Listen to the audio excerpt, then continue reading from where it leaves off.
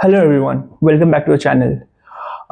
From this week onwards, we'll be starting a new series in which we'll be decoding the weekly market moves for the entire week.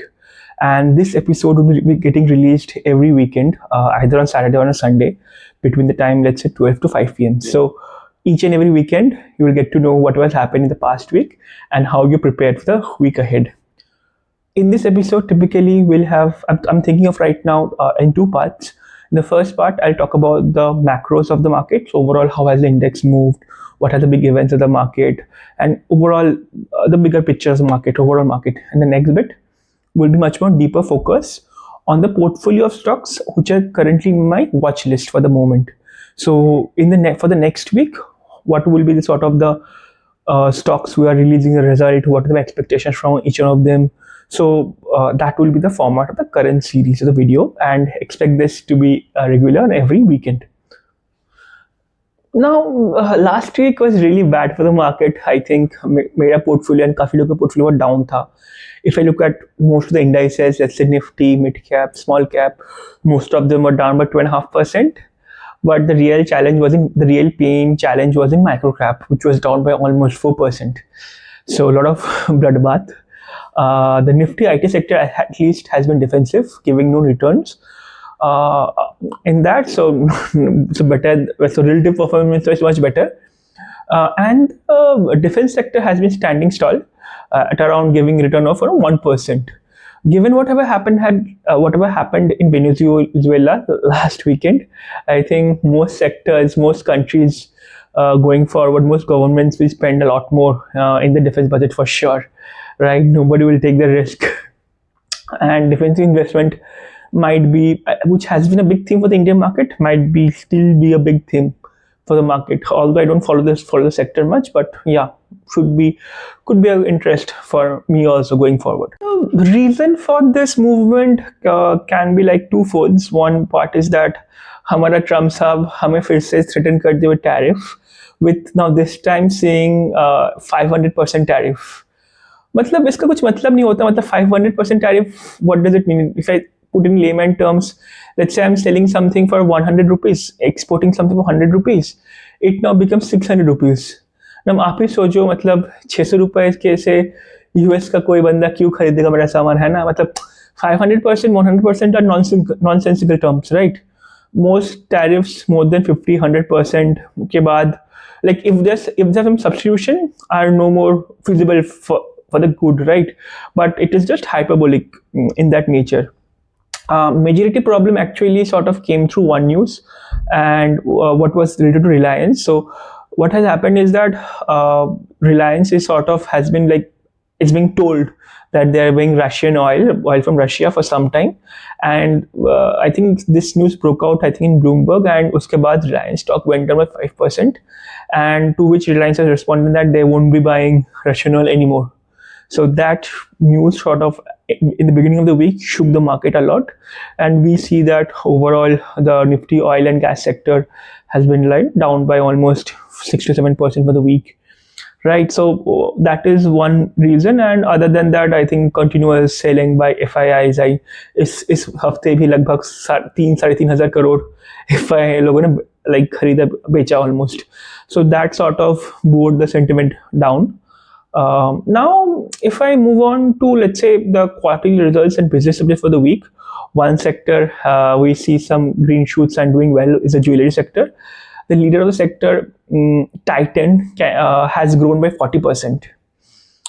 40%, really can really think a matured company growing revenue by 40% is a lot of money. We see similar good results from other jewelry companies also, be it Senco, be it, I won't say result, more of business update.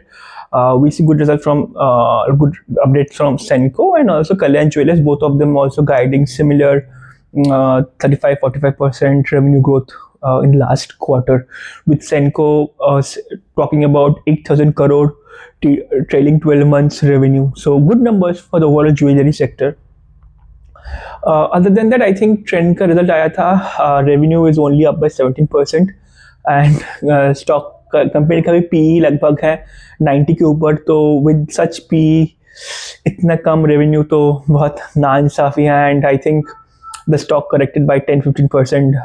And I think overall, if I think about Zudio, the positive word Zudio was about, let's say, having a Sarojini market becoming an AC room showroom, great for the summers.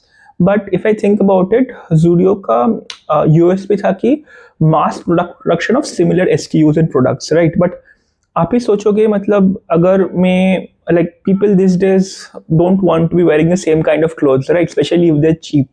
हाँ, मतलब branded कपड़े सब लोग same पहन सकते हैं, but if that's expensive, right? So I think that way Zudio, at least in the winter months, may not have very good sales, especially for outdoor clothes, but maybe in summer still, because it's hot outside and I can still go to a Zudio and still buy cheap clothes. But overall, Zudio at the current valuation, I don't know. I don't think they can surely justify it anymore. I think that is more or less about the broad-based market. Now we'll start about the the last 6 stocks which are in my stock watch list and who are sort of producing results in the next week. Next 1 week में as usual starting the earnings season, so typically आपको जो IT का names होता है, they first come out with the results. So आपका TCS, HCL, Infosys, उनका result आएगा. Yeah, those are the 3 IT companies coming out. Then we'll have results from the wealth management companies, Anand Rathi and 361 both of them are in my stock watch list. Then we'll have results out from also the other sectors like the insurance company. I think ICICI Lombard is coming out with the results, and yeah, I think, and banks may ICICI Bank and HDFC Bank are coming out with the result next Saturday, so 17th. These are the upcoming week results. The first 2 companies we're talking about are Anand Rathi and 361. Both of these companies, I have covered the result for quarter FY 26 in this channel before. So if you want detailed result of the quarter 2 of the companies, you can look into these videos. Now moving on, for both the companies, I think first I'll go on Anand Rathi. So Anand Rathi basically, जो कहते हैं कि they are in the distribution mutual fund business, but consider them more towards the, not the mass group, but more towards the affluent group. So typically what they do is that they try to sell you, the main idea of their work is key to simplify financial products. So what they basically offer is that mutual funds where they have more Jensen's alpha, so lesser volatility and higher returns. That's what they typically sell their clients. The client profile of Anand Rathi can be thought about people from having around net worth of, let's say, 50 lakhs to more than 50 crore plus. And they typically work with the HNIs. The initial idea is that they basically get around 50 lakhs to 1 crore from them, and then overall, if and how the performance improves, they basically sort of get more wallet share. Now, if I currently the stock has been, the company has been performing very well. We have seen great results in the last quarter with revenue at 23%, profit after tax at 31%, and AUM growth at 22%. And overall, जो company का guidance होता है, company guidance था for the entire year was that 1 lakh crore of AUM, right? At Q2 itself, it stood at 91,000 crore. So expecting that this quarter they will be moving towards it. What has been a good point, and I think what we should track this quarter, whether they are able to make their investors invest more in equity markets now, which they were able to do it in the last quarter. So overall, I think this company at the moment is priced to perfection. That is, कुछ भी अगर result अच्छा नहीं हुआ, मतलब I don't know, if the pattern is less than maybe 30%, you can expect some correction, because at a PE of 75, this is just priced to perfection. Overall, I think such companies are great to track to know what's happening in the overall wealth sector and mutual fund distribution. But at this PE, like, it is sort of difficult to make a lot of money at this PE. Next is a company called 361 or IIFL Wealth.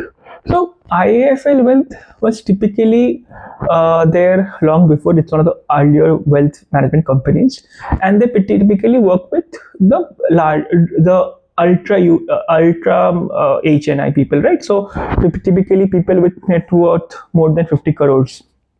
So that is what the target for. Unlike Anand Rathi, IIFL Wealth is a full-fledged wealth management company. They look both into the broking side of the things, helping the HNI, UHNIs transacting things, and also on the distribution side, they have their own PMS funds and distributing also other mutual funds. So overall, their collective AUM was around 7 trillion, and 4 trillion was for transaction revenue, and 3 trillion was in ARR revenue. The revenue last quarter grew by around 30%, and PAT was 40%. So this stock still, I would say, overall, I think this is currently PE of is around 40 to 45. So still, I think given how the PAT has been grown last quarter, despite their broking business has been contracting a lot, I think this business still has some sense with, if they can still grow their PAT by 40% and revenue by 30% and able to scale up their asset management business, I think this is still a good company to look at. Overall, their PAT margin is also at around 49%, which is, I think, higher than 39%. Sorry, the PAT margin is 39%, and overall, that is also higher than Anand Rathi. And this stock, I would say, this stock is at this pace of revenue and PAT growth. I think this stock is fairly valued as per me. Next, we have the large AMC companies, the HDFC AMC and ICICI AMC. So this is the first quarter in the history of ICICI AMC that they will be sort of publishing quarterly results live in the quarter, and also doing a con call similarly to it. So given the size of ICICI AMC, my expectation from them is that similar to HDFC AMC is that ये जो बड़े AMC हैं, my expectation is only that they are able to grow at least with the pace of the industry. So which was typically true for HDFC AMC the last quarter. And also what I want to see is that HDFC AMC has a lot of treasury gains. So does ICICI AMC can have a similar treasury gains? And also the cost to income ratio. So HDFC AMC's cost to income ratio stands at around 25%. So if I interpret this, so for each rupee they spend, they make 4 rupees of income. So that's a great number to have, right? So operating leverage is really helping HDFC AMC. So my expectations for this ratio is similar to for ICICI AMC also. Currently, I think the market cap of ICICI AMC is more than HDFC AMC, and I think overall it's a good company with whom I can directly compare HDFC AMC. Excuse me, both in terms of the growth of the AUM and also the operating leverage. As for HDFC AMC, I think this is also valued quite well. I think quite high, above 40. They typically won't give you, given the market was flat last quarter, तो उतना अच्छा मतलब growth तो market से मतलब AUM won't be increasing because of the increasing the market price, but AUM will be only increasing because of the investment. But given that the SIP numbers, his monthly SIP has crossed 30,000 crore or 31,000 crore in December of 2025. So I'm still expecting AUM growth in both the companies, to be honest. And for ICICI AMC, let's see how does operating leverage holds for the company, cost to income holds for the company. I'm very excited to study both the AMC companies. Let us see how can we really compare them at a valuation level. Next, we have in the watch list stock a company called FedFina. So this is a subsidiary of Federal Bank, and they're an NBFC lending in the MSME space. You can consider this more towards the gold loan company. They are currently, I think, in terms of NBFC, the third largest NBFC doing gold loans, and they have been doing well. So what I like about this company is that after Muthoot, they have the second highest gold AUM branch. I think they're currently valued at 12 crore One second. Yeah, 12.4 crore per branch, right? This is more than Manappuram. Manappuram stands at 9 crore per branch.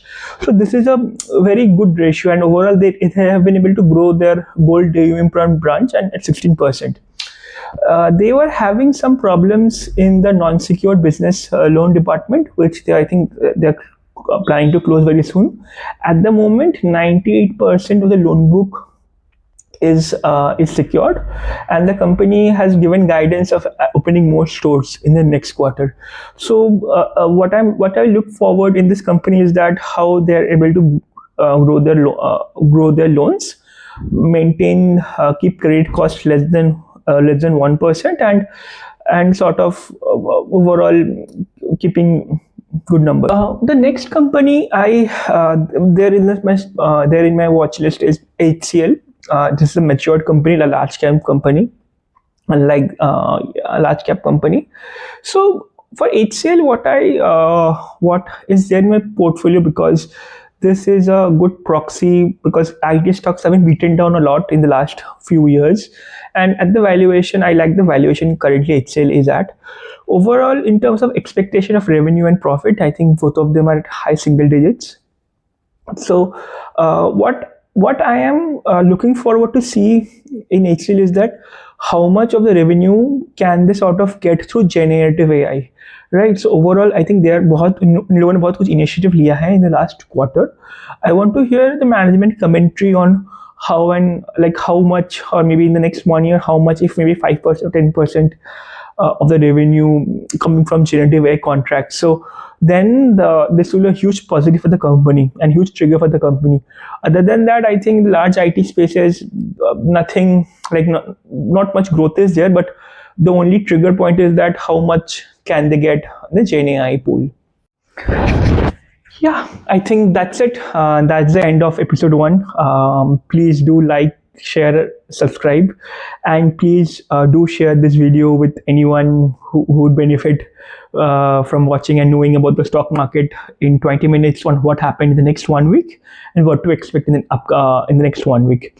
So thank you. Do let me in your comments. Do let me know what do you think overall about the episode and the idea of it, and what do you want to see in the next episode. Thank you.